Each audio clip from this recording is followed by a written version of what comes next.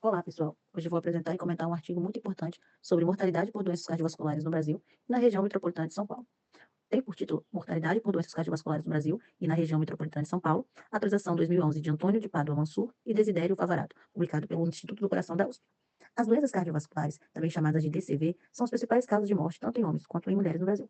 Elas correspondem a aproximadamente 20% de todas as mortes em pessoas acima de 30 anos. Só para vocês terem uma ideia, em 2009 foram registrados mais de 960 mil mortes no país em pessoas com mais de 30 anos e as doenças cardiovasculares tiveram um peso enorme entre esses números. Entre as doenças cardiovasculares, duas se destacam: as doenças isquêmicas do coração, como o infarto agudo do miocárdio, as doenças cerebrovasculares, como o acidente vascular cerebral, o AVC, e, historicamente, em países como os Estados Unidos e da Europa Ocidental, as doenças isquêmicas são muito mais frequentes que os cerebrovasculares.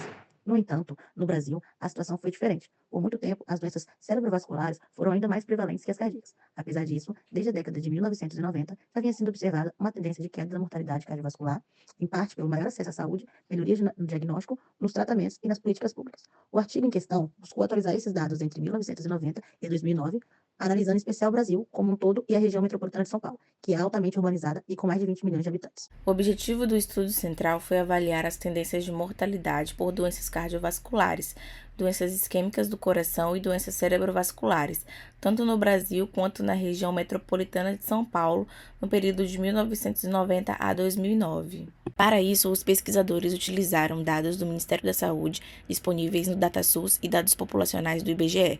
Eles ajustaram o risco de morte pelo método direto, tendo como referência a população mundial do ano 2000, o que é importante para permitir comparações entre países e regiões. Foram analisados óbitos de pessoas a partir de 30 anos, em diferentes faixas etárias, separados por sexo e classificados segundo os códigos da Classificação Internacional de Doenças, tanto a nona quanto a 10ª revisão, dependendo do ano. Obteve-se os seguintes resultados. Primeiro ponto, houve uma redução progressiva da mortalidade por doenças cardiovasculares, tanto no Brasil quanto na região metropolitana de São Paulo.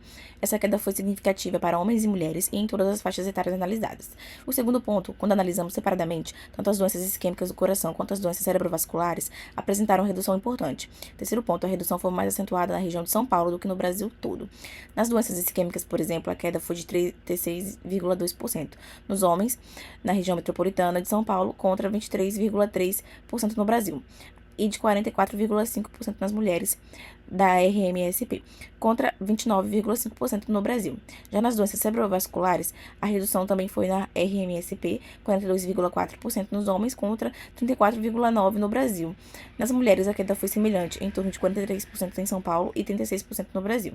O estudo evidenciou uma redução significativa da mortalidade por doenças cardiovasculares entre 1990 a 2009, especialmente na região metropolitana de São Paulo, resultado associado ao maior acesso a serviços de saúde, avanços no tratamento e políticas públicas estruturadas. Apesar desse progresso, as taxas brasileiras ainda são muito superiores às de países desenvolvidos, como os Estados Unidos, onde a mortalidade é até 4 vezes menor.